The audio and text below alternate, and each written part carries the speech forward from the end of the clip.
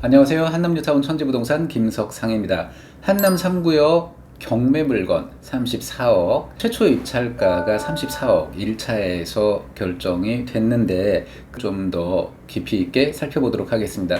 제가 어저께 영상을 한번 올렸었는데 조합원 평가액, 감평액 이 부분에서 미스가 있었어요. 이 점 정말 죄송하게 생각하고요. 다시 한번 바로잡도록 하겠습니다. 이 물건 한남동 568-109의 세 필지, 이 물건의 조합원 평가액, 조합 감평액에 따르면 여기가 15억 7천만 원입니다. 자, 그러면은 전체 순위에서 약 1170등, 뭐 대략 잡아서 1200등 안에 들어오고, 한남 3구역은 현재 촉진계획 변경을 준비 중에 있고요. 상당 부분 진척돼 있는 걸로 알고 있습니다. 물론 최종적으로 결론이 난 거는 아니에요. 기존 5,816세대에서 5,988세대로 세대수가 상당히 증가가 됐고, 물론 이게 확정된 거는 아닙니다만 어쨌든 40평대 이상에서 세대수가 굉장히 많이 늘어났다. 기존의 950세대 정도에서 지금 한 1370여 세대로 많이 늘어난 걸로 확인이 돼요.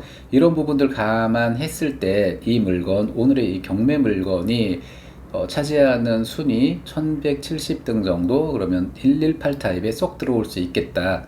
현재는 이 물건의 최초 조합원 분양 신청은 84 타입이었어요. 근데 나중에 재분양 이슈가 있는 거고, 재분양 신청 당시에 낙찰받은 분이 118 타입을 1순위로 넣게 될 거고, 그러면 쏙 들어올 수 있다라고 말씀을 드리겠고요.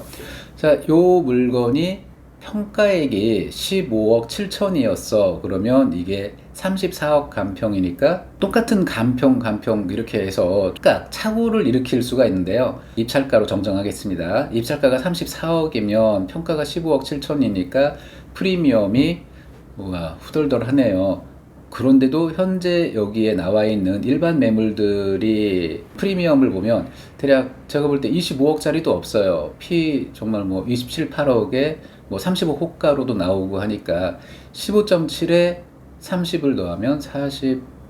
네, 그렇습니다. 그렇게까지만 하고, 내가 입찰가를 결정하는 것은 어디까지나 본인 생각이니까 이 부분 글쎄요, 거기까지만 하겠습니다.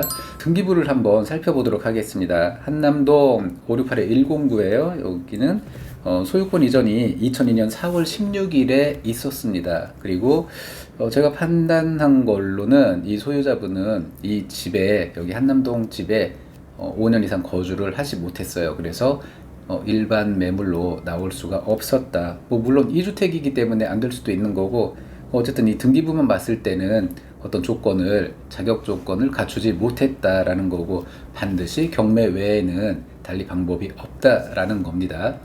그리고 여기에 전체 채권 최고액을 놓고 이게 경매로 진행이 되겠다 안 되겠다를 좀 판단을 해야 되는 거지, 임의 경매를 신청한 한 건에 대해서 그 은행에서 나와 있는 거 그 금액만 놓고 봐서는 안 되겠다라는 거죠. 통상적으로 우리가 5건의 근저당이 있는데 특정한 하나만 이자를 제때 지불하지 않고 나머지 4개는 잘 착착 지불했다? 그렇게 보기에는 조금 문제가 있겠죠. 자, 어쨌든 요 물건, 요 대표 지번 외 세 필지 함께 진행되는 거고, 조합원 입주권 배정에 전혀 문제가 안 되는 물건입니다. 그럼 좀 더 구체적으로 한번 살펴보도록 하겠습니다. 이 경매 물건은 118 타입에 배정될 수 있는 물건이다. 그리고 추정 조합원 분양가 23억 3,700만 원 정도. 다른 구역하고 비교했을 때 왜 이렇게 가격이 낮아? 라고 생각하실 수가 있는데, 여기 한남 3구역은 최초에 기본 베이스가 550만원, 560만원 선에서 공사 예가가 책정이 되어 있기 때문에 한 번에 일시에 2배 이상 이렇게 올리고 할 수가 없습니다.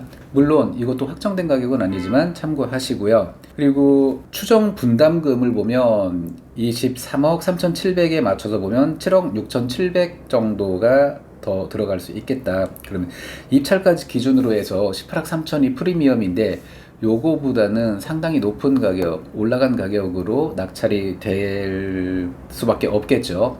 그리고 경매 취득 시의 장점, 나름대로 공부하신 분들도 계실 거고 여기저기 블로그나 유튜브 영상에서 많이들 참고하셨을 건데, 첫째, 여기는 토지거래 허가구역이다. 그럼 내 경매로 들어올 때는 토지거래 허가를 받지 않아도 된다. 즉 2년 실거주를 하지 않아도 된다라는 거죠. 이게 큰 부담으로 적용할 수 있는 건데 이 큰 두 개가 자동으로 아웃된다 이거죠.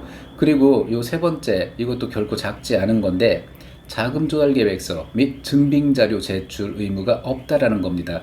자, 그렇게 되면 내가 이거를 구입하는데 경매로 낙찰 받는 데 있어서 어떤 돈이 어떻게 흘러 들어왔는지 굳이 내가 그쪽에 저쪽에 알리지 않아도 된다라는 겁니다. 경매로 진행이 된 물건에 소명하세요 하고 부동산원에서 소명서를 띄운 경우를 아직까지는 제가 못 본 것 같습니다. 이 점 참고하시고요. 그리고 네 번째, 1주택자가 토지거래 허가를 받으면서 어떤 뭔가를 샀다 그러면 나중에 이건 아직 아파트는 아니니까 미래의 어느 날 나중에 아파트가 준공이 되면 반드시 2년을 실거주를 해야 되는데 그것도 안 해도 된다. 그리고 나는 이미 기존 주택을 가지고 있어. 뭐 우리가 흔히 뭐 예를 드는 난 이미 원베일리를 가지고 있어. 그러면은 내가 한남 3구역의 경매 물건을 샀을 때 내지는 반대로 그냥 일반 매물을 사게 되면 일시적 2주택, 그래서 3년 안에 기존 주택을 처분을 해야 되는 거잖아요. 근데 경매로 입주권을 취득하게 되면 물론 그냥 경매가 아닌 일반으로 입주권을 취득해도 결과는 똑같은데 기존 주택에 계속 살면서 이 입주권이 주택으로 전환되는 날, 즉 완공되는 날 기준 해서 3년 이내에 내가 이 집에 이사를 하고 기존 주택을 3년 이내에 처분을 하면 기존 주택 양도세 비과세는 유지되면서 두 개를 다 가지고 갈 수 있게 된다라는 거죠.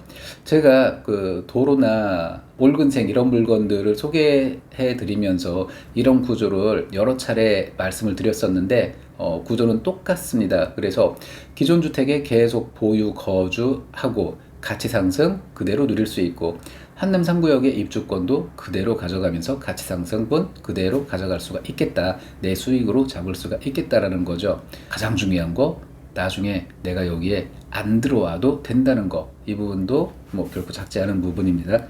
자, 이렇게 네 가지 경매 취득 시 장점, 이렇게 네 가지가 되겠습니다. 다시 한번 짤막하게 요약을 하면은요, 토지거래 허가를 받지 않아도 된다, 실거주 2년 의무가 없다, 그리고 자금조달계획서 및 증빙자료 제출 의무가 없다.